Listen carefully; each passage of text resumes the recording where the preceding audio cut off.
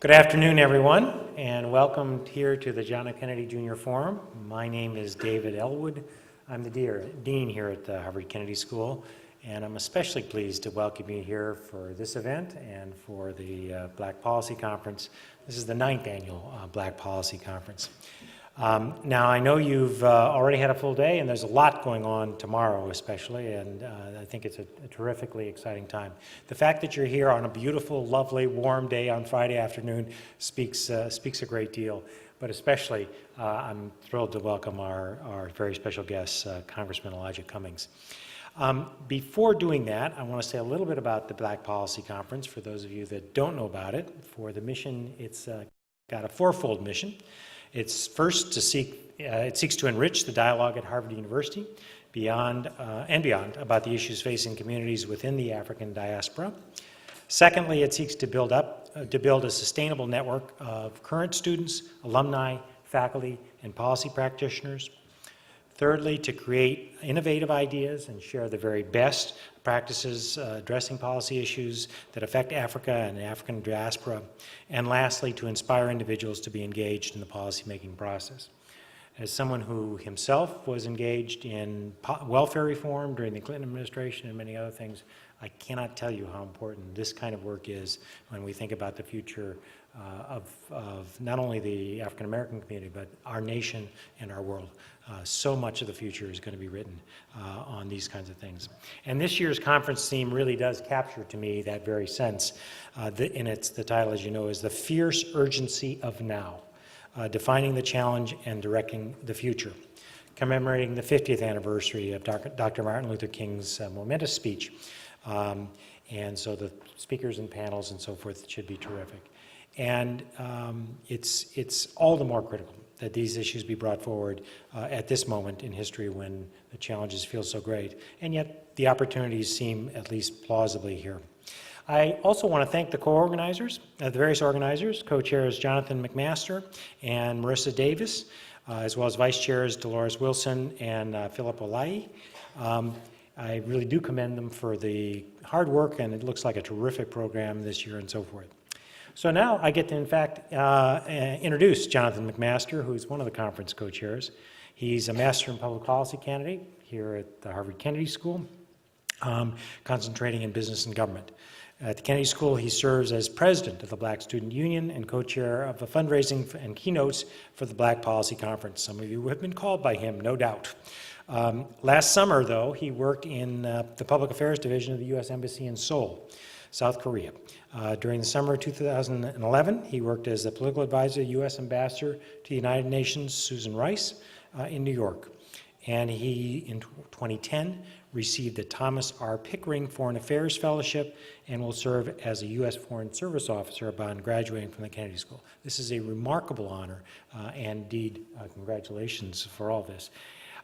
He graduated from Stanford University in 2011 with a BA in Political Science, a minor in Languages, Arabic, and French. Ladies and gentlemen, Jonathan McMaster.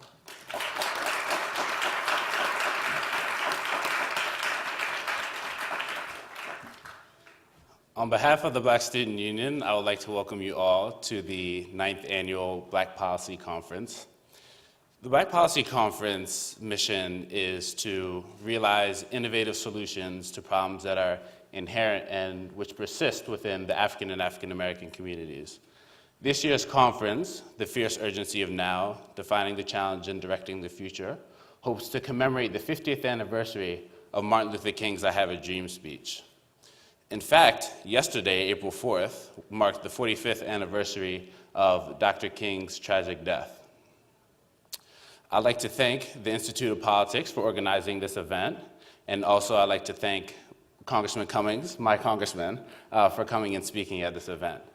I'd like to remind also conference participants that we'll have a reception immediately following this in the Hip Hop Archives at the W.E.B. Du Bois Institute at 104 Mount Auburn Street. Finally, I'd like to thank the Black Student Union, the Black Policy Conference staff. I'd like to thank the alumni who have come all the way from various parts across the world and across the country for coming today, our contributors, and lastly, all of you for joining us here as we hope and work to define the challenges, and to direct the future. Thank you very much, and I'll turn it back over to Dean Elwood.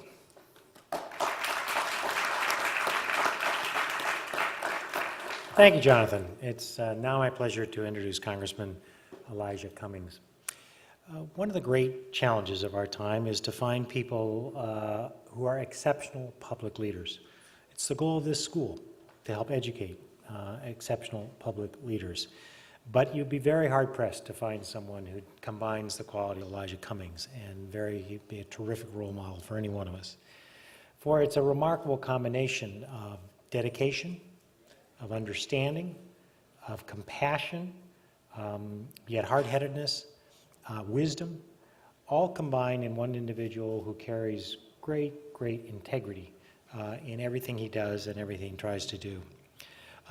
He'll tell you a little bit more about his biography, so I'm not going to go too far there, except to mention the obvious highlights of a career. He joined the Maryland House of Delegates and served as 14 years and became the first African American in Maryland history to be named Speaker Pro Tem. In 1996, Congressman Cummings, since 1996, he's proudly represented Maryland's 7th Congressional District in the House of Representatives. He has a phrase that he uses frequently that I really quite love. Congressman, with good phrases, people basically credit you the first time or two, and then they own it themselves. But you often say, our children are the living messages that we send to a future we will never see. The messages right now are pretty gray, pretty ambiguous, and I think we have a lot to think about in terms of what the future can hold. On the other hand, I think there's real opportunity. He is committed to ensuring the next generation has access to quality health care, to education, clean air and water, and a strong economy, and a fiscally responsible one. He serves as the ranking member of the Committee on Oversight and Government Reform, so he's a particularly welcome speaker here at the Kennedy School. In addition, he is the ranking member, but as the ranking member, he fights to not only hold the Congress to a high set of standards and the like, he's also the president's administration and making sure that excellence and efficiency are a central part of everything that happens. He's consistently been an advocate for the rights of the huge numbers of folks facing foreclosure and holds regular foreclosure prevention seminars for people at risk of being foreclosed upon. He's got a bachelor's degree in political science from Howard University, as well as a law degree from the University of Maryland Law School. He's got 7 honorary degrees from universities throughout the nation. It's my very great honor, and please join me in welcoming Congressman Elijah Cummings. Thank you very much. I want to thank you, Dean Elwood, first of all, for your leadership. And I want to then thank you, too, for your very kind words to my constituent, Jonathan McAllister, and to all the other co-chairs. I want to thank you for what you are doing, and I want to let you know that I am humbled by your invitation. I often say to audiences, people always come up to me and say, Congressman, I'm just so glad you were able to come and to appear. I tell them that when I think about from whence I've come, the son of 2 former sharecroppers with only a 2nd grade education each, and for anyone, to want to hear what I have to say is humbling. And I really mean that. It is a testament that is my rise from a child in special ed to basically the lawyer for the President of the United States of America. It could only happen in America. Only in America. And so I am indeed humbled and very proud to be here at Harvard. I'm extremely proud of my family's heritage as African Americans. And few here could doubt that this heritage has had a profound impact on my life. A little bit earlier, I was talking to Jonathan about politics and how I make decisions. And I was telling him that a lot of my actions, most of them, are born out of certain principles that have come from pain, that led to passion, that led to purpose. That being in elected office is something bigger than me. It just so happens that I have been chosen for this moment, for this time, to do this thing, to make a difference for so many, many people. And so here we are gathered at Harvard, 50 years after Dr. Martin Luther King gave his famous I Have a Dream speech at the Lincoln Memorial. And he spoke to several 100,000 Americans of every racial identity and faith tradition, and to tens of millions more who listened to him and watched his remarks at home. The 1963 March on Washington for Jobs and Freedom, at which he spoke, was a shared assertion of American ideals. His prophetic challenge was advanced on behalf of a broad, multiracial coalition, a coalition of working people, union members, faith leaders, and intellectuals who were demanding a fundamental change in the status quo of that era. The broad expansion and universal opportunity that Dr. King addressed in his remarks was a challenge and a goal for everyone, not simply for those of us who were African American. I remind you of these historical facts because of their relevance to the challenges and political opportunities of our own time 50 years later here in 2013. Now as then, Americans in tens of millions are struggling to survive economically. Every year, now as then, tens of thousands of our countrymen and women are dying and suffering before their time. Now as then, all sorts of conniving methods are being utilized in well-financed attempts to deny the uplifting power of universal suffrage. And let me pause there to say this is unpatriotic, it is unfair, and it's certainly not democratic when you try to take anybody's right to vote away from them. And I am so glad that people stood up for hours upon hours and said, you will not take my vote away. You will not do it. And so we are like back then when Dr. King spoke, in some very, very difficult times. My friends, the civil rights movement of the 21st century is not just about lifting up black people anymore. No. In 2013, our movement is about all of us and the generations of Americans yet unborn, and making sure that we preserve the democracy we inherited when we came upon this earth. We need to put that in the DNA of every cell of our brains. A lot of people take so much for granted. I never thought that I would see the efforts that have been made to stop people from voting. I didn't. And I've been studying political science for over 40 years. My wife has a PhD in political science. And we never thought we would see the efforts. And can I just tell you something? What's interesting is that a lot of people are saying, well, boys will be boys. The problem is that when the boys are being boys, people are denied their rights. And when they're denied their rights, they're denied their opportunities to pursue life, liberty, and property, and the pursuit of happiness. They're denied it. And so, as I talked about the little boy named Elijah, son of 2 former sharecroppers, second-grade education, coming to Baltimore in the early 1940s from Manning, South Carolina, so that their children could get a better education. Ladies and gentlemen, what I worry about is whether the little Elijahs that are coming up now will have the same opportunities that I have, that I've had. That's what concerns me.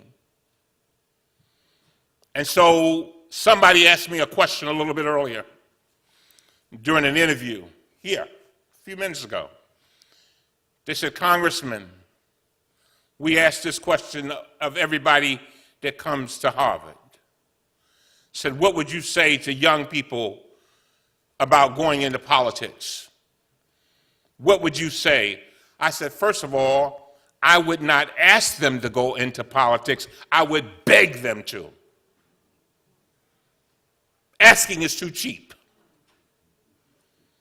Tired of people sitting around looking at politics as if it's some game that they should not be involved in, allowing their lives to be dictated, oh God, by people who don't understand them and in many instances have no connection with them and have no sensitivity to their concerns.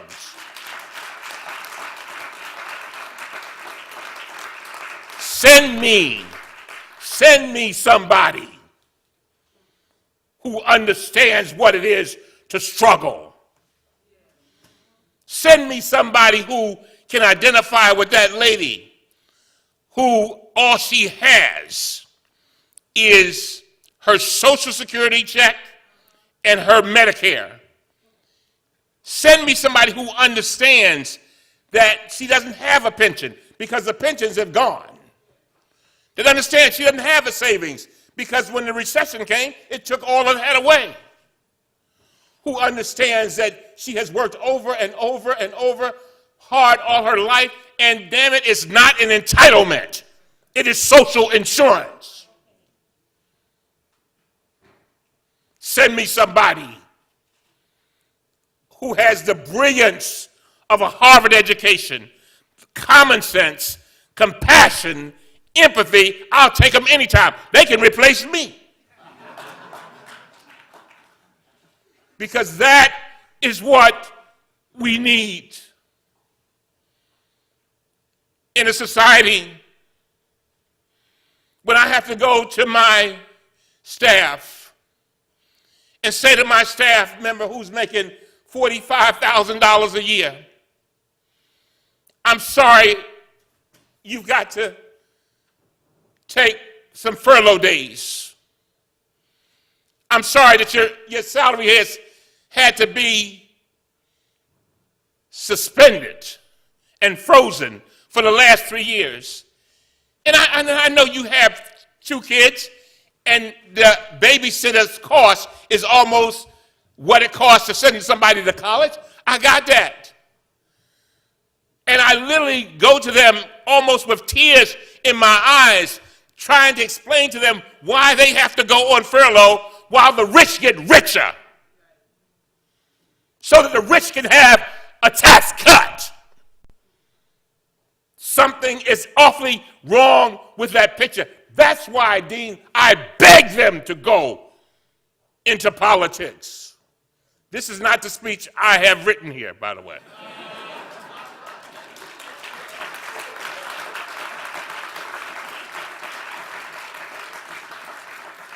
And so, we also, people ask the question, so Congressman, is America better off now that we have a man of color in the White House? And let me be abundantly clear. Before, I was probably one of the first people to support our president. I'll never forget, the president called me, oh my God, I guess it was in 2007. And I had known him for a while as a state legislator, and I'd done a fundraiser for him in Baltimore. And he said, Elijah, there's something that I want you to do for me. And I said, what's that? He said, I've decided that I'm going to run. I said, well, you're in the Senate. You just got elected. I said, aren't you satisfied with that? He said, I'm running for president. I said, president of what? He said, I'm running for president of the United States of America. I said, oh. He said, one of the things I want you to do is I want you to form Marylanders for Obama. And I went out and he said, this is what I need you to do. I want you to pull together as many of your friends as possible. And what I want you to do is I want you to form Marylanders for Obama. And make sure you record it. And he said something that I shall never forget, that is written in the DNA of every cell of my brain. He said, because when I win, they won't believe it. So I called on my friends. I said, meet me at Enoch Pratt Library on a certain date, 5 o'clock. We're going to form Marylanders for Obama. Sure enough, at 5:30, Jonathan, nobody had showed up. 5:45, nobody had showed up. So I just so happened to have my tape recorder. I said, we're going to start this meeting. I said, we've gathered here this wonderful Sunday afternoon in January to form Marylanders for Obama. I nominate Elijah Cummings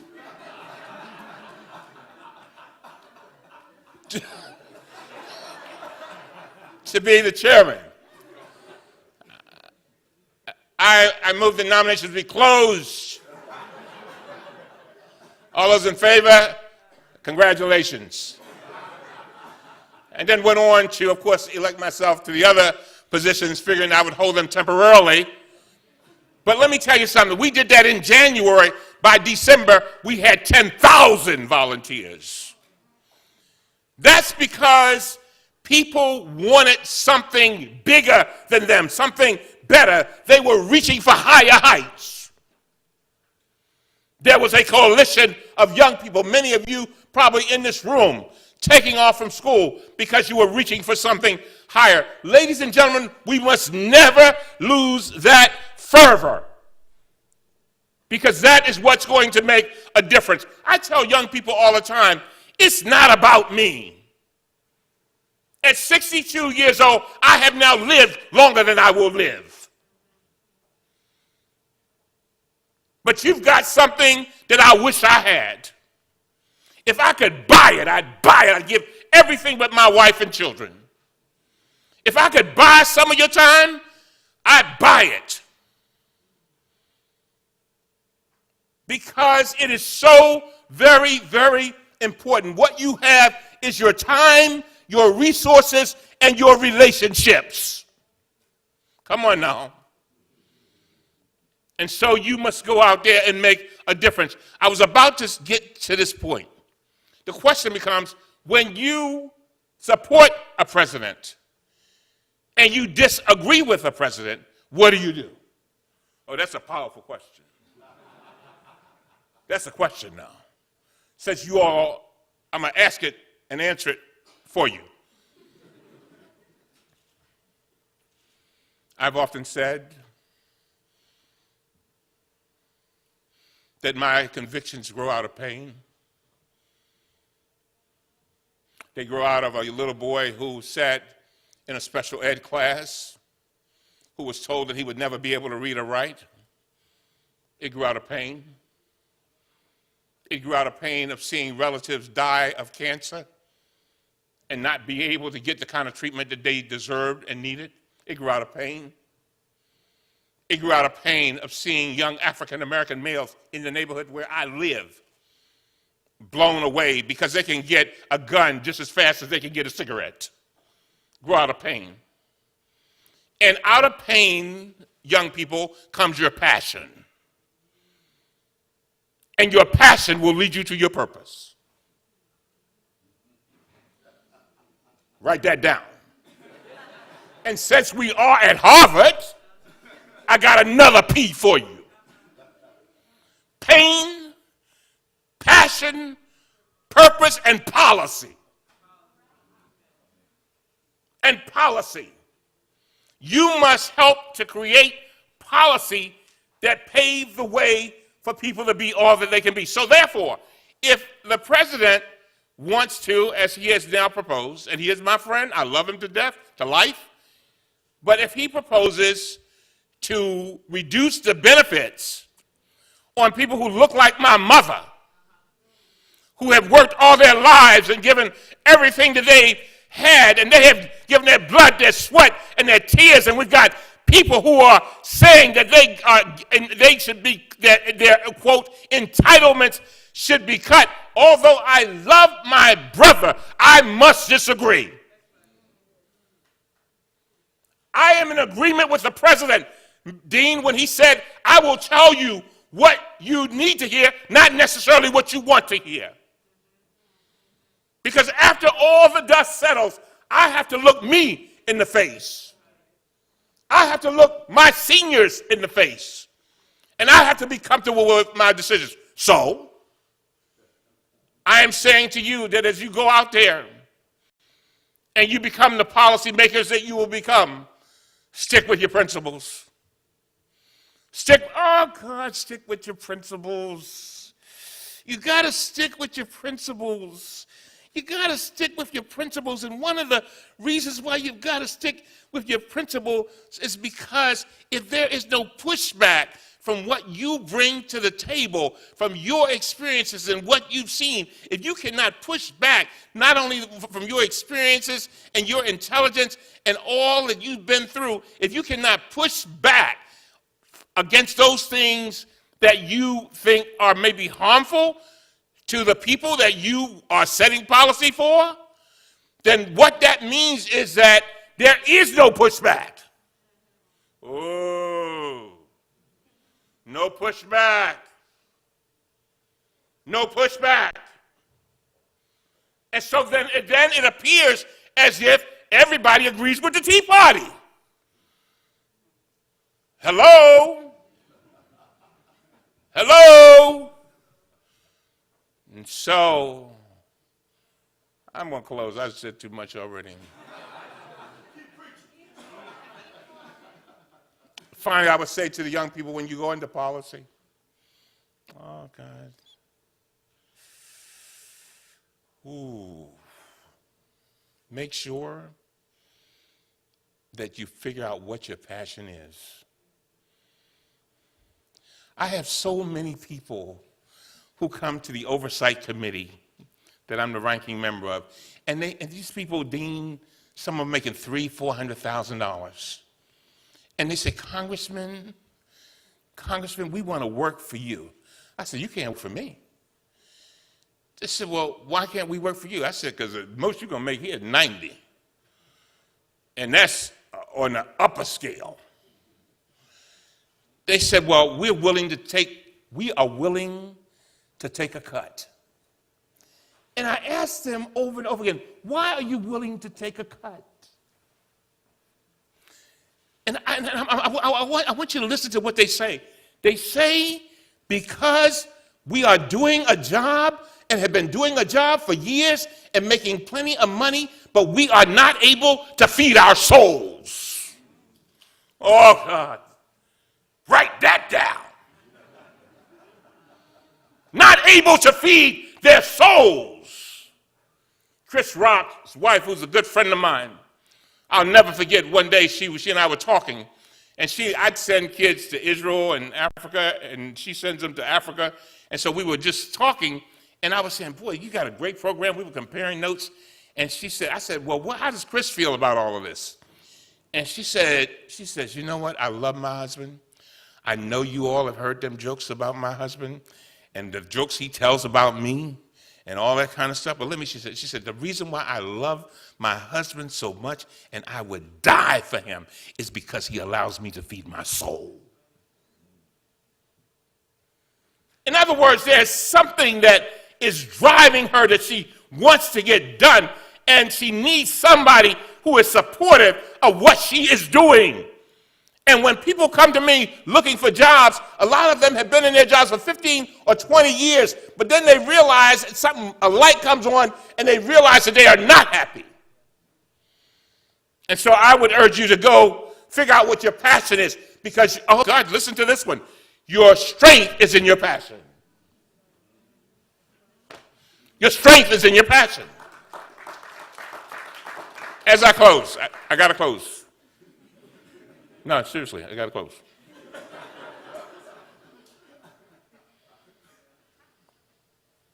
You know, we're in this gun debate. The NRA is an interesting organization. Interesting. Dean, they're interesting. I don't know how you see 20 kids blown away and not do anything at close range by a bullet that travels 2,000 feet in a second. I don't know how you do that. I don't know how you have children or grandchildren or if you had been a child. I got everybody now. And not do something. So, as you probably know, a few years ago, or 2 years ago, almost 2 years ago, I had a nephew who was killed.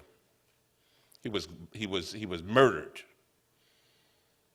at Old Dominion College in Norfolk. And I'll never forget getting the call where he was robbed at 5 o'clock in the morning. And they busted into his house and blew him away. And I'll never forget going to his room a few days later and seeing his blood splattered up and down the halls. Honor student, great guy, was like my son. And even before that, Dean, I had been working on gun control proposals. But now I have a piece of gun control legislation that is probably, if anything passes, it will pass. Because we have bipartisan, this is something I've been working on for years, and now the time has come, I think, that it'll pass. But you know what I discussed, as I close on this, I want you to understand when you go out there, you find your passion, and you figure out your purpose, and you're pursuing it, there's one thing that I have to caution you about. I have to do this. You got to remember that sometimes your passion can wane. Anybody know what I'm talking about? Understand? And I had to start talking to myself here recently. I said, Elijah, when Christopher first died, you were very excited about gun control and trying to make sure that you address these issues. And I know that you're still excited on a scale of 1 to 10. You used to be at a 10, but now you're at an 8. And Elijah, you need to find a way to renew your passion. So guess what I did? I called the medical examiner 2 weeks ago. I said, I want to go and observe an autopsy of somebody, a young person who has been killed in my district with a gun.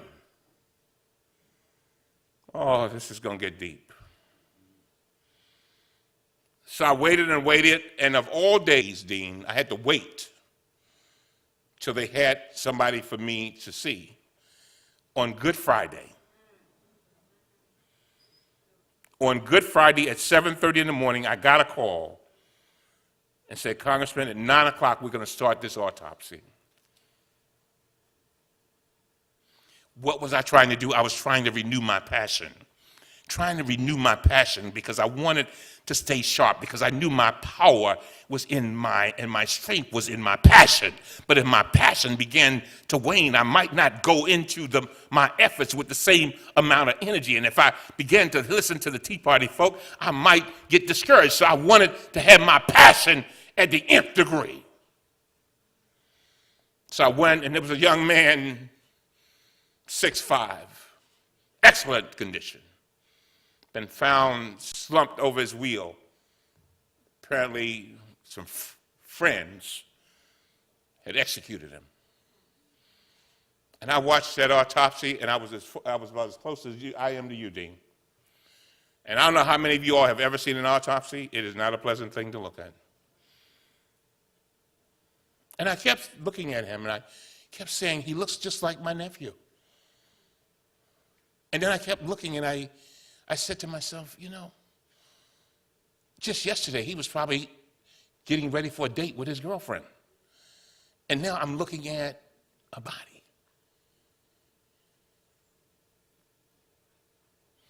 And I said to myself, as the Congress discusses gun control, everybody needs to do this. Everybody needs to see the bullet hole that I saw. Everybody needs to understand that there are communities like the community that I live in where you can get a gun fast as you can get a cigarette.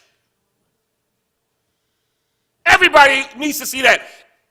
If we are going to create policy, we need to know what we're talking about.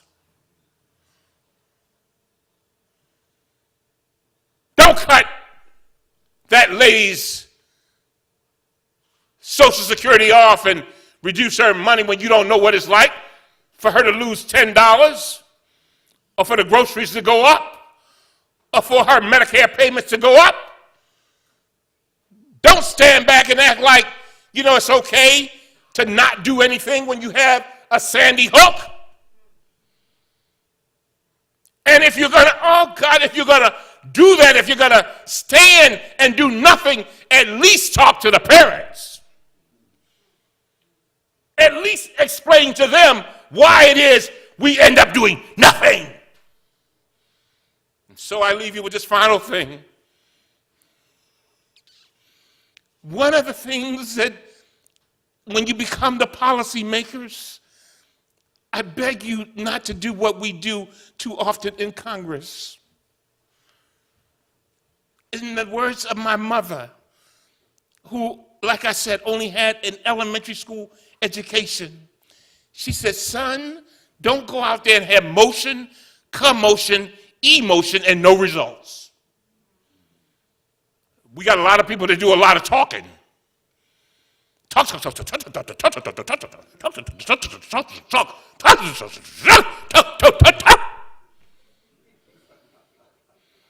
at the end, do we have results?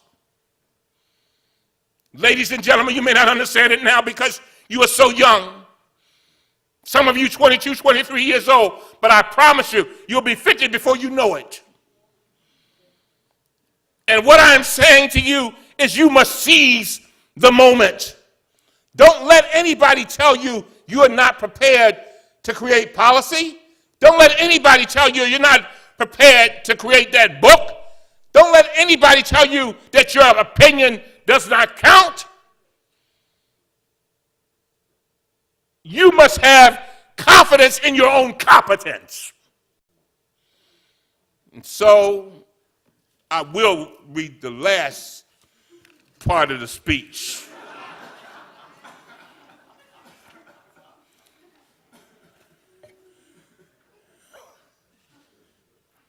No, I'm going to let it go. Thank you very much.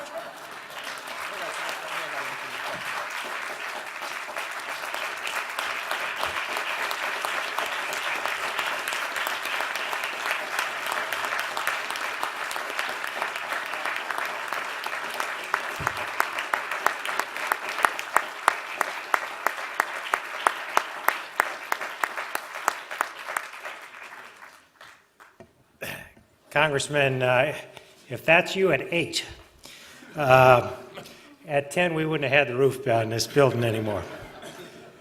Very, very powerful, very inspiring. That's another P for you, power, and the preaching. As is our style, this is your opportunity to ask questions. We have microphones in the audience. One's right here, one's up there, one here, and one here. Let me just say that a good question at the Kennedy School has 3 elements. First, you start by identifying yourself. Second, it's short and has one thought. And third, it ends with a question mark. So with that, I see someone up here. Let's start right up there. Hi, my name is Skylar Burland, and I'm a representative from the John F. Kennedy Jr. Forum. I just want to start by saying thank you for speaking with us today. And I will be asking the official Twitter question for today's forum. So the question today is, in Washington, how do you maintain your principles while working with other politicians whose principles might differ greatly from your own? What you do is you keep pushing and talking. I spend a lot of time I realize that my voice, I have to get it out. So I spend a lot of time on MSNBC, Morning Joe, all those shows. It's a pain in the butt to do it. Because literally, to do Morning Joe, I usually have to get up at 4 o'clock in the morning, literally, and read every newspaper that has any kind of decent reputation. But you constantly put your views out there. You vote the way you believe you need to vote. And in the gym, you stay in their ear, wherever you find them. But again, we are facing a very difficult situation in that, as I was telling the dean a little bit earlier, we have a group called the Tea Party in the Congress, and their attitude is my way or the highway. And when you have a my way or the highway group, you got a real problem, and it makes it very, very, very difficult. It makes it even difficult for Boehner, who I like a lot. And it makes it very difficult for some of our more moderate Republicans. They believe that there are some moderate Republicans. And so, again, I think you just keep, you vote your conscience, you keep putting your views out. And I know for a fact that every time I appear on CNN, MSNBC, and all those other stations, and I'm usually on at least 3 times a week on something, and a few times on the Sunday shows, that's my way of getting my views out and expressing them on the floor of the House. But it's very difficult in this climate that we're in. Yes? Thank you. My name is Kim Coppin. I'm a freshman at the college, and I'm from Ellicott City, Maryland. I voted for you. Anyway, so you mentioned you've continued to emphasize throughout your speech that it's really important for a congressman to understand their constituents. But with like the horrific gerrymandering that we have in Maryland, you're representing both like the poorest Marylanders in Baltimore as well as the richest in Howard and Baltimore counties. So I was wondering how you kind of rectify those 2 different backgrounds and experiences to really like do what you want to do, which is to understand all your constituents. I think that's a great question, and let me answer it very quickly. I have no problem with the map in Maryland, none. And let me tell you why. It's because we have enough Democrats. We used to have 6 Democrats and 2 Republicans, but we have enough Democrats to have 7 Democrats and 1 Republican. When the map was done by the governor this year, he made it 7 and 1. We need every vote we can get in the Congress, and that's the reason why I can justify it.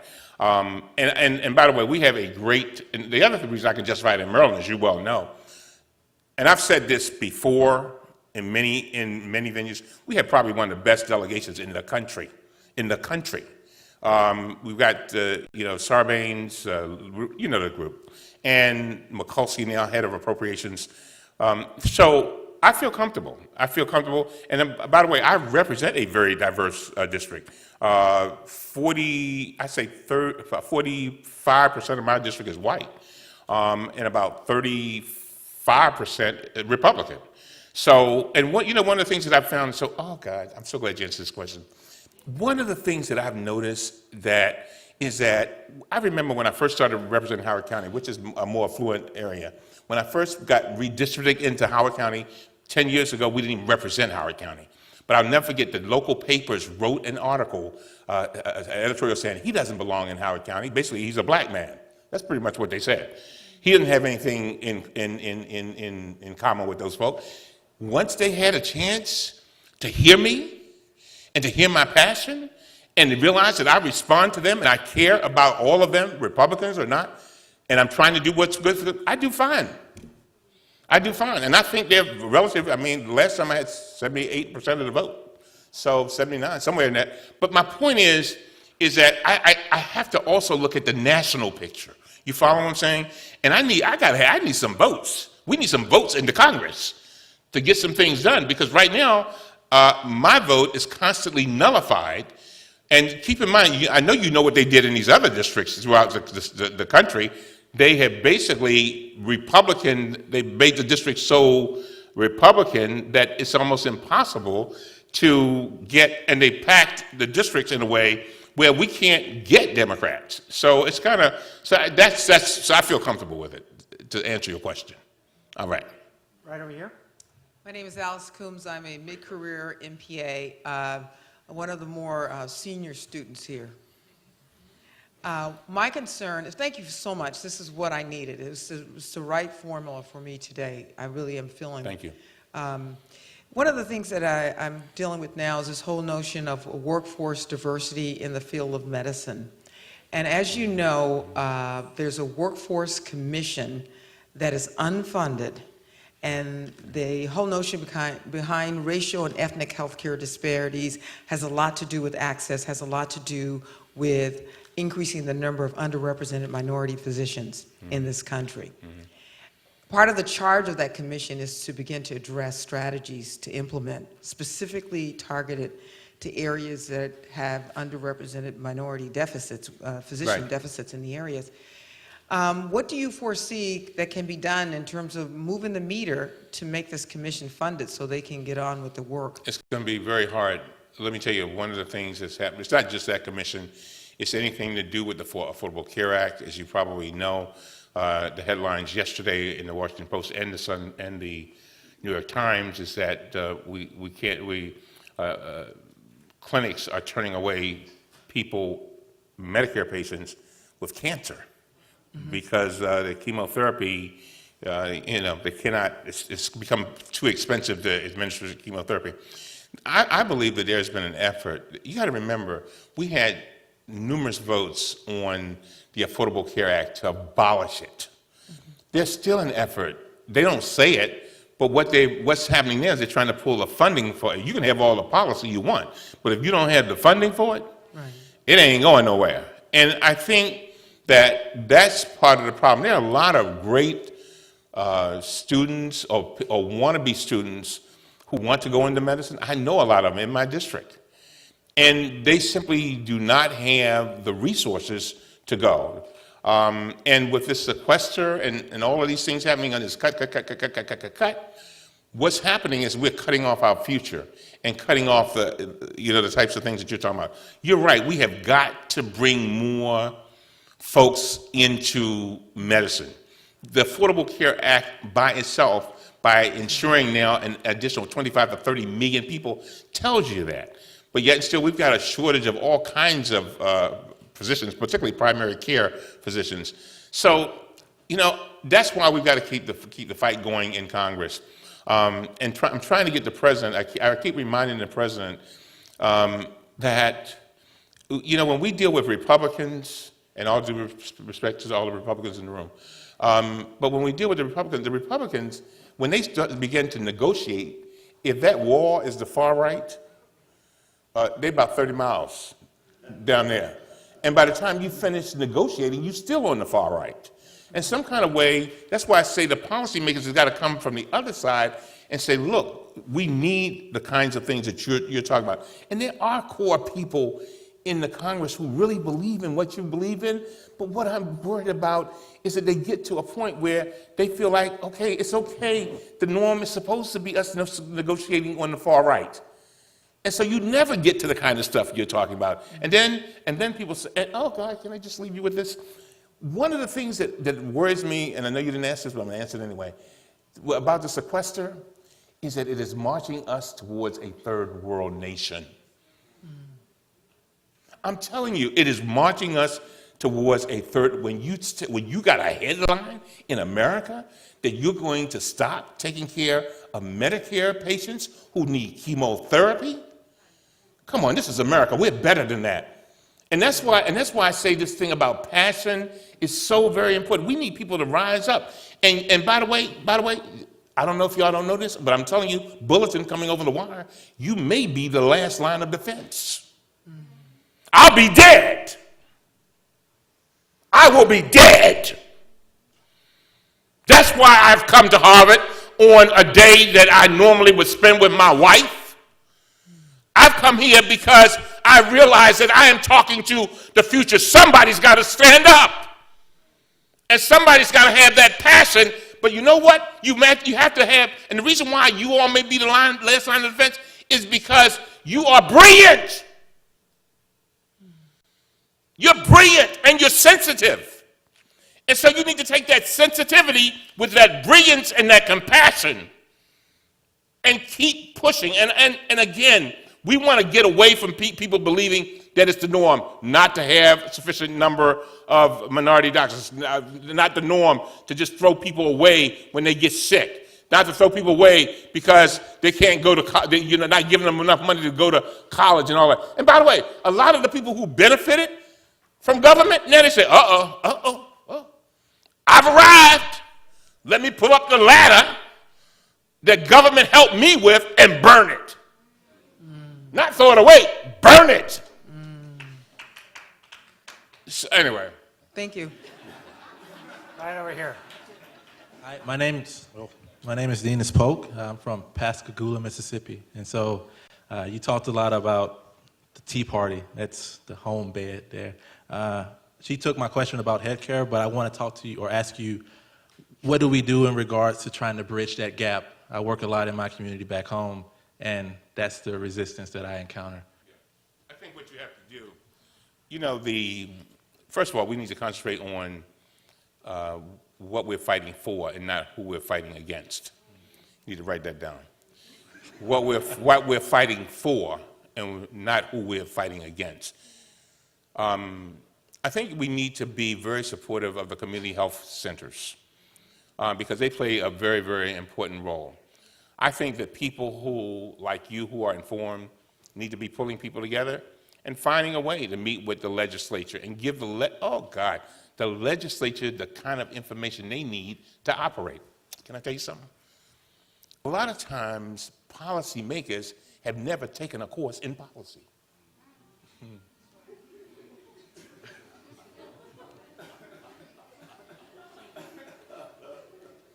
Shh, don't tell nobody. No, I'm serious about that. I guarantee you 95% of the Congress has never had 1 hour of policy. Let me tell you how I learned that. From my wife. She runs her own think tank. She is a policy person. I never had 1 course of policy. Not one. A lot of the staff members, no policy. Why y'all looking at me like I'm crazy? It's true. So my point is that a lot of times you have to help inform policymakers as to how to be effective and efficient in what they do. Duh. One of the things that I believe in very strongly is that you have got to help people be effective and efficient. Ladies and gentlemen, if you don't remember anything else I say, particularly the young folks in this room, every day when you go out there, try to figure out how you can be effective and efficient in what you do. Oh, God, because if you're not effective and efficient, you're usually wasting your time. You're wasting it, oh, God, and you're placed in positions to make a difference, and because you're not informed, you're wasting time.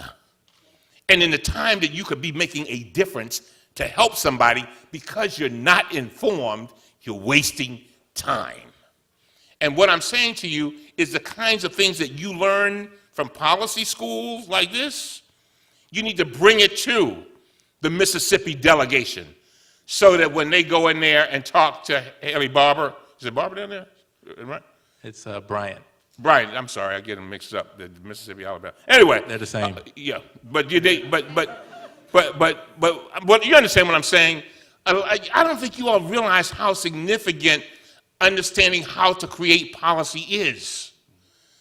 In some kind of way, you all need to be volunteering your time to some of these delegations saying, look, this is a proposal, this is how you do it, show them how to do it.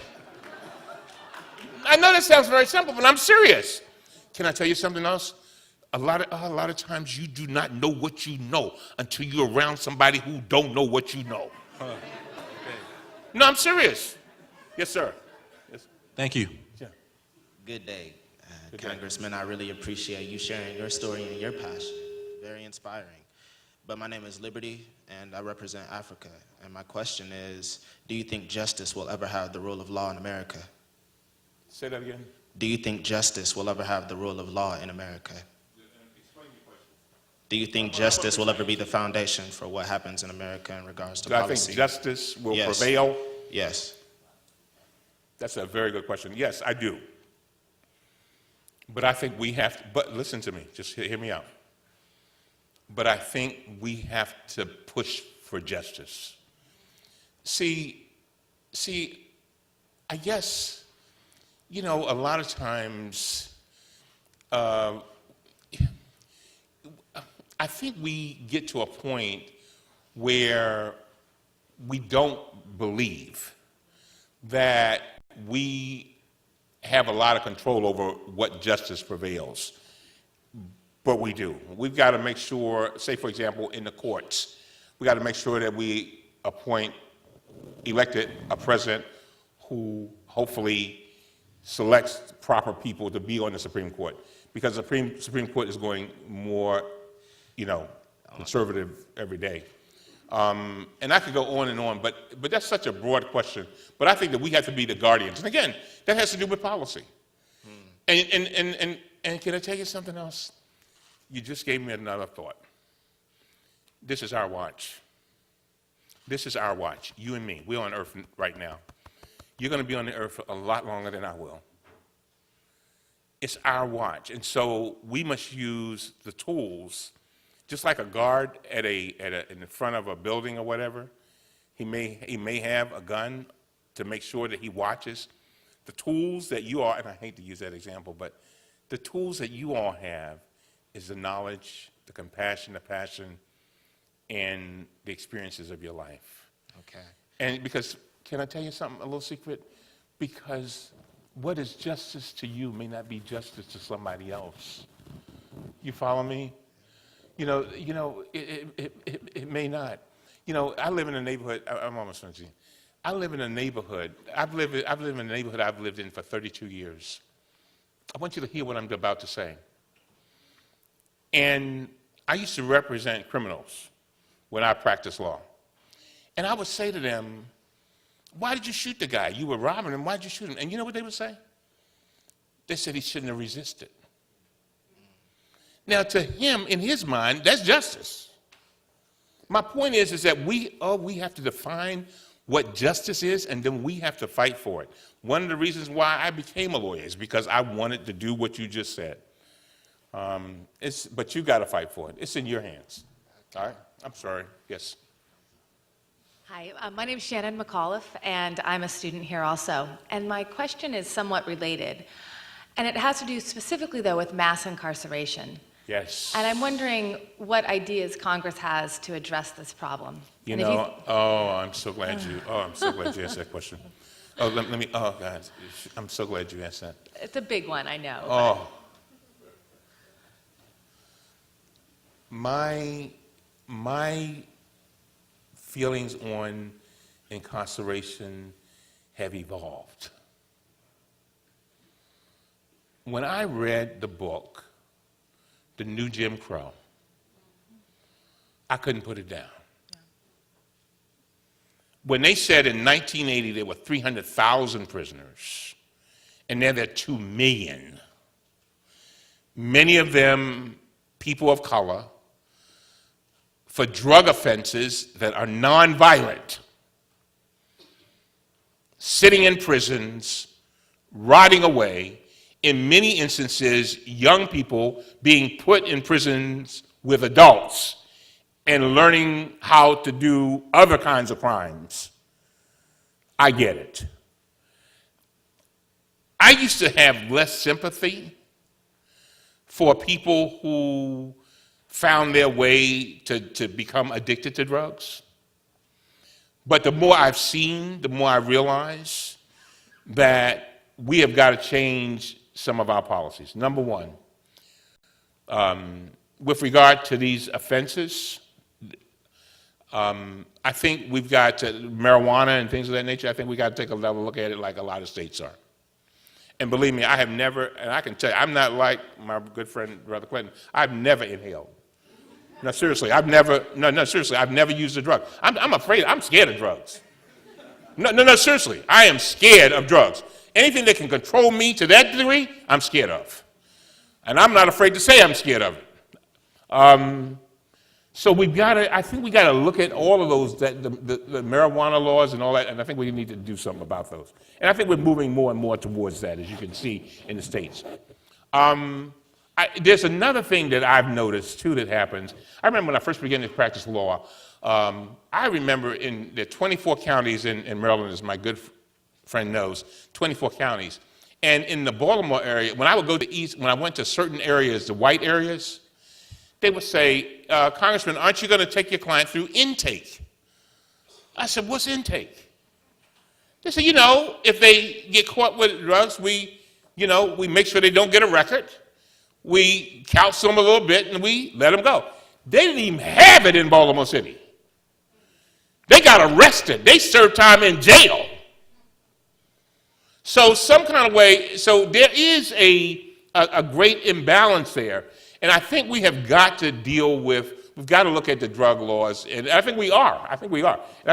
And by the way, there's another thing that's happening. Bobby Scott, Congressman Bobby Scott and I have been big pushers, jeez.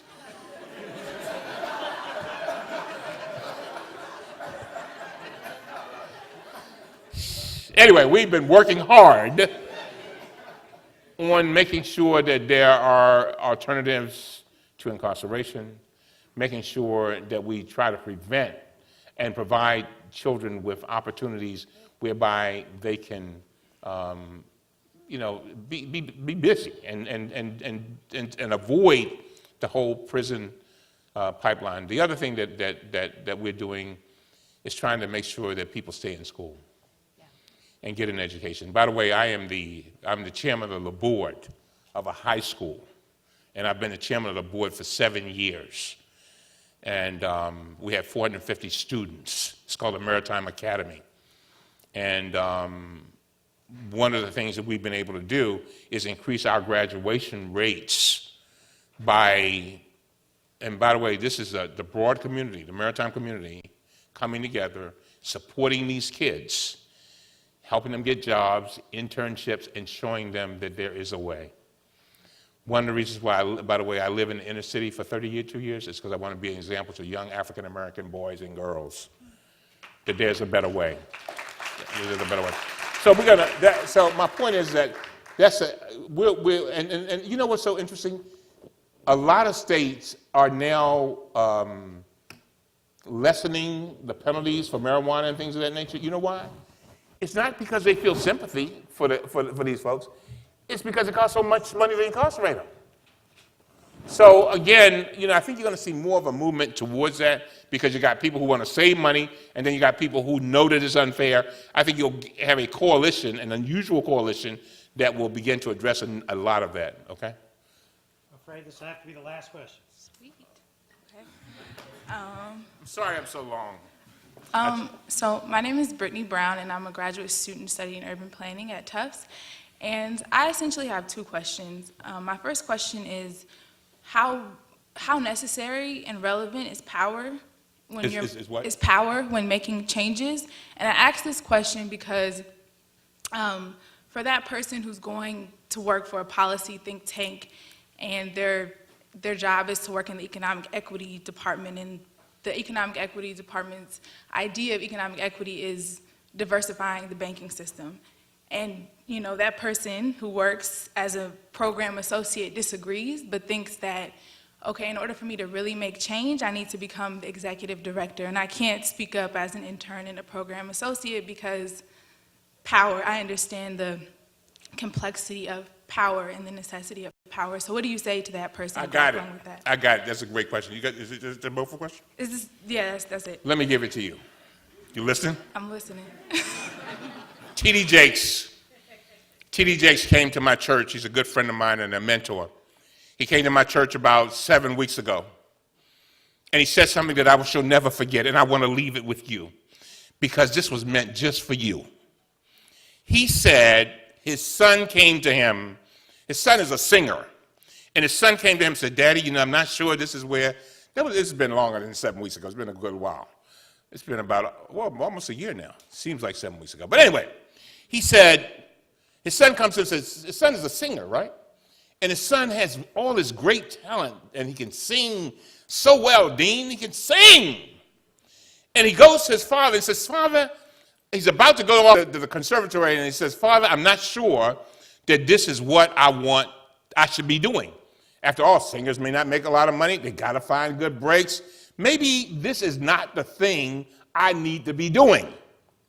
And his father said these words that I want to put in the DNA of every cell of your body. His father, T.D. Jakes, said, son, if it's not the thing, it's the thing that will lead you to the thing. Oh, you need to write that down. If it's not the thing, and Dean, you know what I'm talking about. I don't even know the Dean story, but he has gone from place to place to place that led him to Harvard. Oh, God, I asked him about his job. He said, this is the greatest job he ever had. But it led him here. He didn't start at Harvard. It led him here. You got here through Stanford. It was a thing that led you to the thing. That's number one. Number two, I want you to understand life, my dear sister. I was talking to my daughter today. She is a specialist in public relations for a firm in Washington that specializes in making sure that other countries have positive images in the United States. That's what she does. One of her clients is Colombia, South America. My daughter has gotten to a point where she said to me today, she said, Daddy, we had this discussion. She said, Daddy, I'm not feeling my passion. She said, basically, I need to feed my soul. That's where you're going to. I said, girlfriend, I got the answer. Got it. I said, you had to go through this. You may be in a situation where you don't have the power, but it's creating the power within you, creating the skills so that you can go where you need to go to do what you need to do. Oh, God, that's the answer. What I'm saying is that you are young enough not to be discouraged, but look at every single stop on your life as preparing you for greater things. My first job, and I do close with this, my first job ever was at a country club, washing pots. Oh, I was the greatest pot washer that you could ever imagine. No, I'm serious. They would give me the pot that had the burnt spaghetti on it, and I knew that in 10 minutes they had to cook some macaroni in that pot. They'd give me my Brillo pads, and I would scrub. Within 7 minutes, they had their clean pot. But that led me to a promotion, to the glass washer. Now listen to me, seriously. They said he was a great pot washer. Now we'll make him a glass washer. But then that led me to my next job. They made me a porter. When I became a porter, I met people in the club, because I would not normally meet them as a pot washer or glass washer, members of the club who then helped me through college. Can I tell you one other little thing? To my young people, and I tell my children this: if you go out there and you do the best you can do, and you stand up for what you believe in, and you give it everything you got, I promise you, adults, older people than you will come along and help you. I have never seen it fail. Never. I know you all didn't expect this speech. I know y'all didn't expect this speech. I didn't either.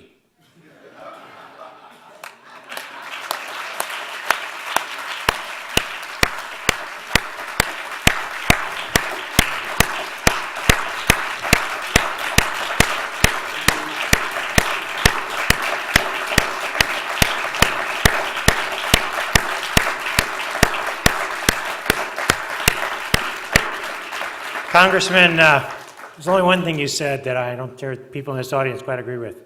You said they could replace you. You said one of them could replace you. Nobody could replace you, but you could sure use some more partners. So thank you very much. Well done.